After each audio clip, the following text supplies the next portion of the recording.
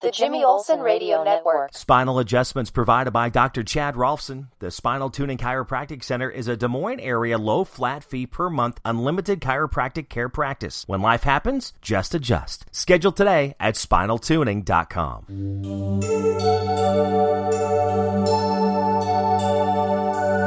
Welcome to Bible Story Time. Rebellion in the Ranks. Numbers 16:1 through 17:13. Korah, son of Zar, from the Levite clan of Kohath, rebelled against the leadership of Moses. He was joined by 3 members of the tribe of Reuben, Dathan and Abiram, the sons of Eliab, and On, son of Peleth, and by 250 other Israelites, well-known leaders chosen by the community. They assembled before Moses and Aaron and said to them, "You have gone too far. All the members of the community belong to the Lord, and the Lord is with all of us. Why then, Moses, do you set yourself above the Lord's community?" When Moses heard this, he threw himself on the ground and prayed. Then he said to Korah and his followers, "Tomorrow morning, the Lord will show us who belongs to him.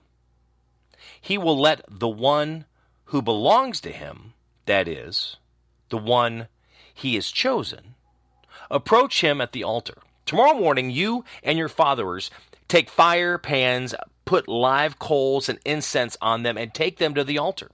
Then we will see which of us the Lord has chosen. You Levites are the ones who have gone too far." Moses continued to speak to Korah. "Listen, you Levites, do you consider it a small matter that God, the God of Israel, has set you apart from the rest of the community so that you can approach him, perform your service in the Lord's tent, administer to the community, and serve them? He has let you and all the other Levites have this honor. And now you are trying to get the priesthood too? When you complain against Aaron, it is really against the Lord that you and your followers are rebelling."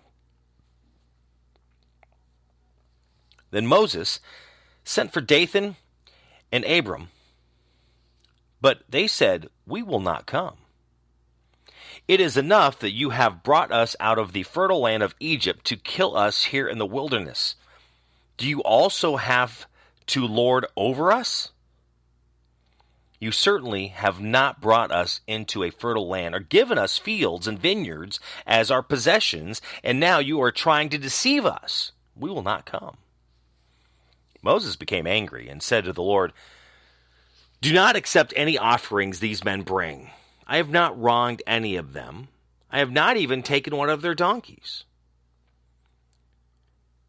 Moses said to Korah, "Tomorrow you and your 250 followers must come to the tent of the Lord's presence. Aaron will also be there. Each of you will take his fire pan and put incense on it, and then present it to the altar." So they each took their fire pans, put live coals and incense on them, and stood at the entrance of the tent with Moses and Aaron. Then Korah gathered the whole community, and they stood facing Moses and Aaron at the entrance of the tent. Suddenly, the dazzling light of the Lord's presence appeared to the whole community, and the Lord said to Moses and Aaron, "Move back from these people, and I will destroy them immediately." But Moses and Aaron bowed down with their faces to the ground and said, "O God, you are the source of all life. When one of us sins, do you become angry with the whole community?" The Lord said to Moses, "Tell the people to move away from the tents, or Korah, Dathan, and Abiram." Then Moses, accompanied by the leaders of Israel, went to Dathan and Abiram. He said to the people, "Get away from the tents of these wicked men, and do not touch anything that belongs to them. Otherwise you will be wiped out with them for all their sins." So they moved away from the tents of Korah, Dathan, and Abiram.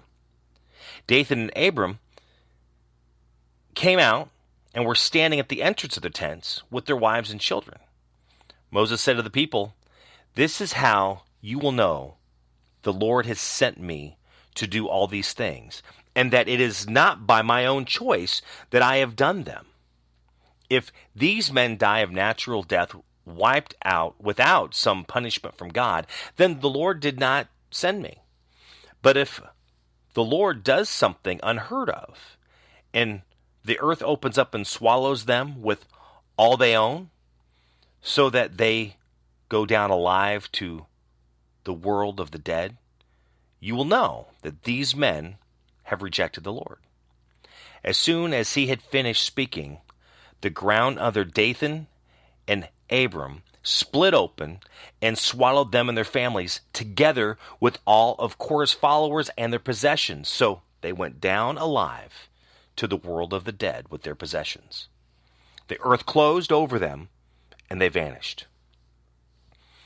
All the people of Israel who were there fled when they heard their cry. They shouted, "Run! The earth might swallow us too!" Then the Lord sent a fire that blazed out and burned up the 250 men who had presented the incense. Then the Lord said to Moses, "Tell Eleazar, son of Aaron, the priest, to remove the bronze fire pans from the remains of those who have been burned, and scatter their coals from the fire pans somewhere else, because the fire pans are holy. They become holy when they were presented at the Lord's altar. So take the fire pans of those who were put to death from their sins, beat them into thin plates, and make a covering for the altar. It will be a warning of the people of Israel." So Eleazar, the priest, took the fire pans and had them beaten into thin plates to make a covering for the altar. This was a warning to the Israelites that no one who was not a descendant of Aaron should come to the altar to burn incense for the Lord. Otherwise, he would be destroyed like Korah and his men. All this was done as the Lord had commanded Eleazar through Moses. The next day, the whole community complained against Moses and Aaron and said, "You have killed some of the Lord's people." After they had all gathered to protest to Moses and Aaron, they turned toward the tent and saw that the cloud was covering it, and that the dazzling light of the Lord's presence has appeared. Moses and Aaron went and stood in front of the tent.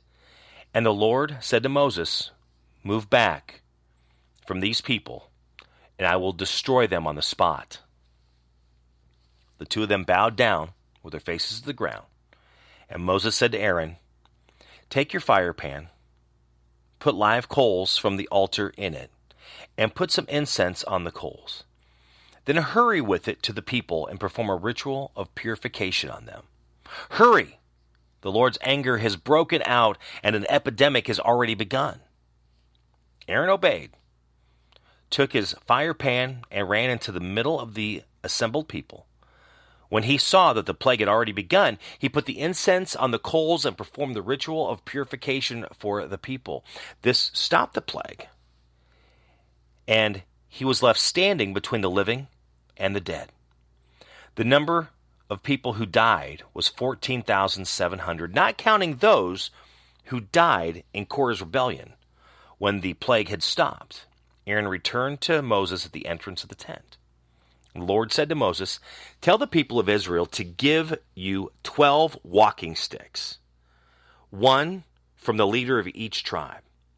Write each man's name on his stick, and then write Aaron's name on the stick representing Levi. There will be one stick for each tribal leader. Take them to the tent of my presence and put them in front of the covenant box where I meet you. Then the stick of the man I have chosen will sprout. In this way, I will put a stop to the constant complaining of these Israelites against you." So Moses spoke to the Israelites, and each of their leaders gave him a stick, one from each tribe, 12 in all, and Aaron's stick was put with them. Moses then put all the sticks in the tent in front of the Lord's covenant box. The next day, when Moses went into the tent, he saw that Aaron's stick, representing the tribe of Levi, had sprouted. It had budded, blossomed, and produced ripe almonds. Moses took all the sticks and showed them to the Israelites. They saw what had happened, and each leader took his own stick back. The Lord said to Moses, "Put Aaron's stick back in front of the covenant box. It is to be kept as a warning to the rebel Israelites that they will die unless their complaining stops." Moses did as the Lord commanded. The people of Israel said to Moses, "Then that's the end of us. If anyone who even comes near that tent must die, then we are all as good as dead." Rebellion in the ranks.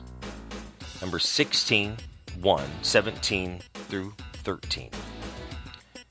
Thank you for listening to Bible Storytime. If you enjoyed this story, you can share it on social media. Follow me on social media, both Facebook and Twitter, at MyBuddyJimmy. Or you can also find me on YouTube at MyBuddyJimmy101. Find my other podcasts at MyBuddyJimmy.com. The Jimmy Olsen Radio Network.